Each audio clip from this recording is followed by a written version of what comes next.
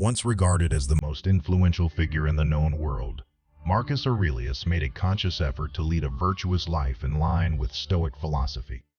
Unlike many Roman emperors of his time, he refrained from indulging in the excesses available to him, such as excessive wine consumption and spectating brutal events at the Colosseum. Marcus Aurelius was motivated by his desire to fulfill the mission entrusted to him by fate, which centered around serving humanity.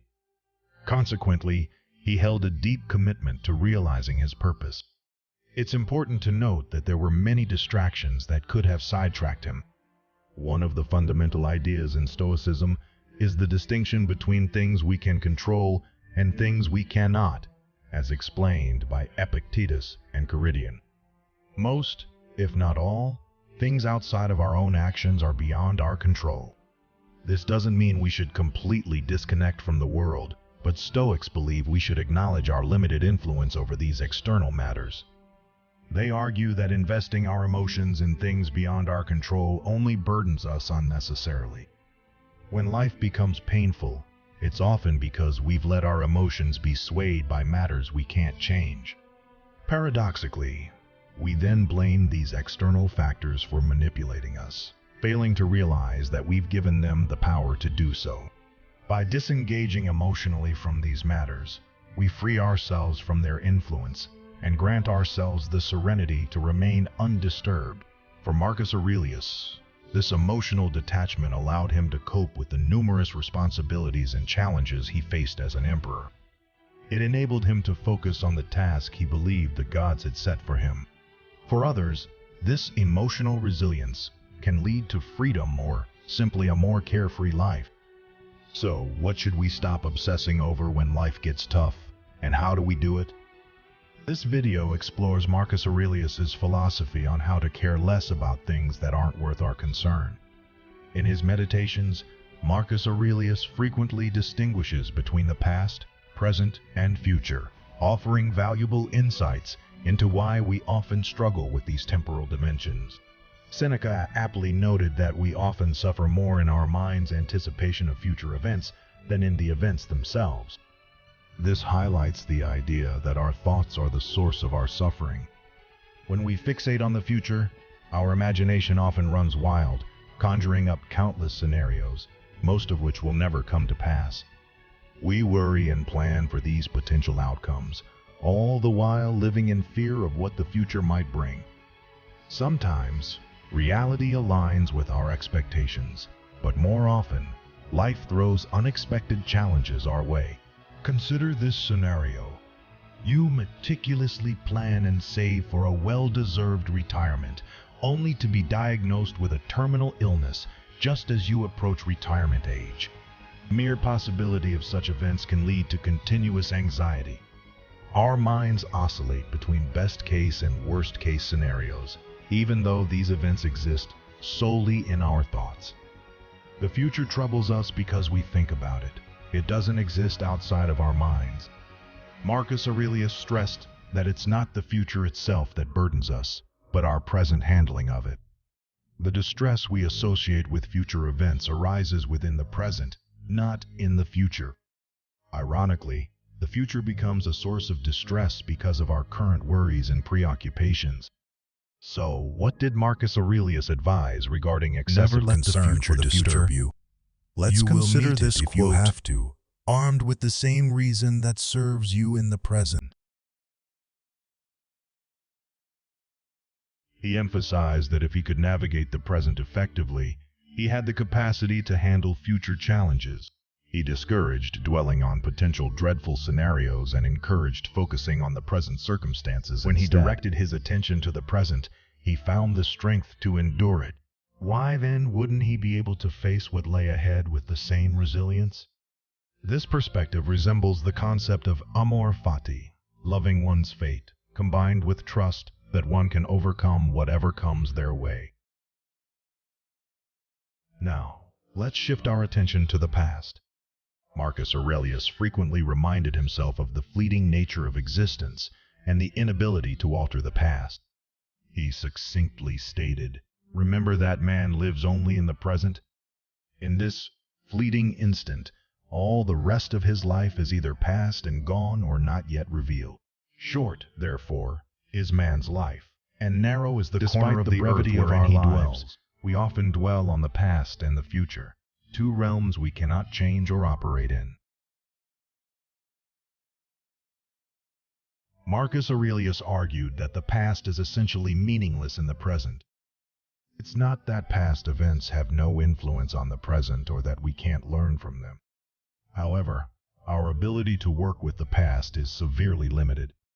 Our memories are often flawed, influenced by personal perspectives and differing viewpoints.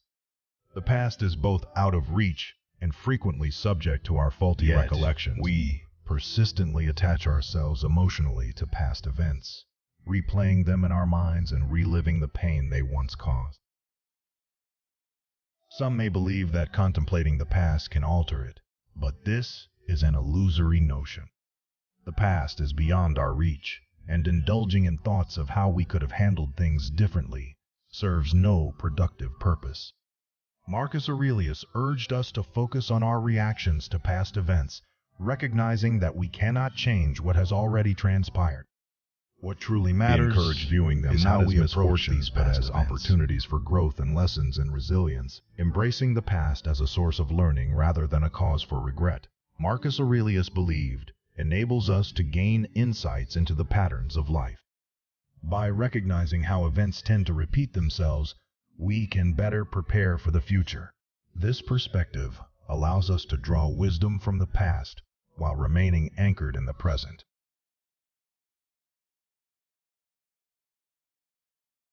The present moment, Marcus Aurelius emphasized, is our domain. It is the only realm we can directly access. It serves as our vantage point from which we can observe the vast expanse of the past and the enigmatic depths of the future. Marcus Aurelius was committed to grounding himself in the present, even when focusing on what he could control the past and ease our anxieties about the future. We often find ourselves excessively preoccupied with matters of little consequence unfolding before us in the present.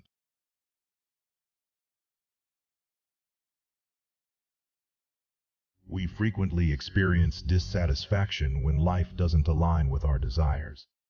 When events deviate from our expectations, we're prone to anger, sadness, or despair.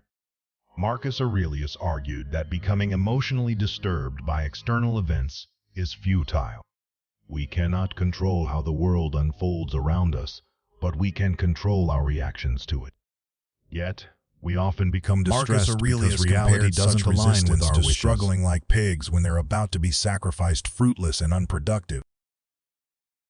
Instead of resisting the unchangeable aspects of reality, Marcus Aurelius suggested accepting the natural course of events and focusing on how we react to them. He acknowledged that we couldn't prevent wars, natural disasters, or the aging of our bodies. Similarly, we couldn't compel the world to meet our desires. Whether others reciprocate our feelings.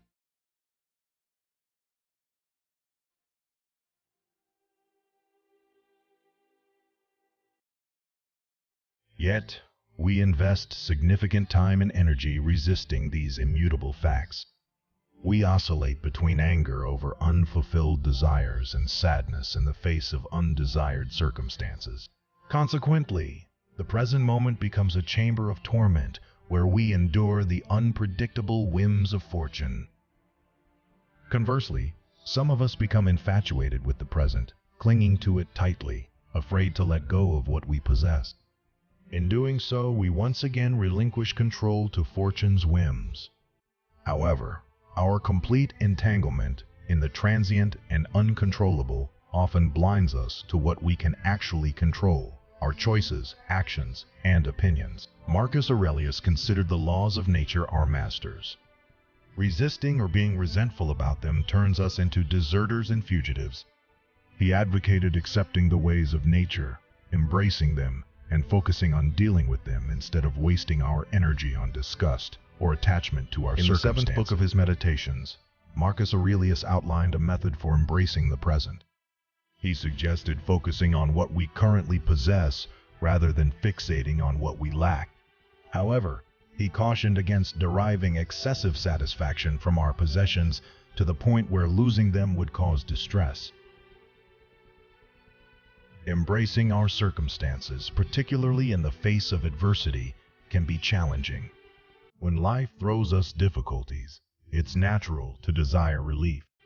However, Marcus Aurelius argued that adversity should be viewed as an opportunity to practice virtue, applying Stoic principles to our lives.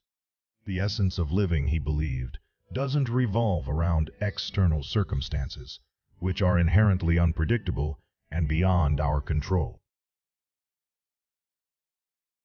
Instead, what truly matters is how we confront the situations that unfold before us. This should be our As primary Marcus Aurelius focus. Put it to me, the present is a chance for the exercise of rational virtue, civic virtue. In short, the art that humans share with gods. Both treat whatever happens as holy and natural, not novel or hard to deal with, but That familiar and concludes this easily handled. reinterpretation of the text. If you found this helpful, please consider subscribing to the channel. Your attention is greatly appreciated.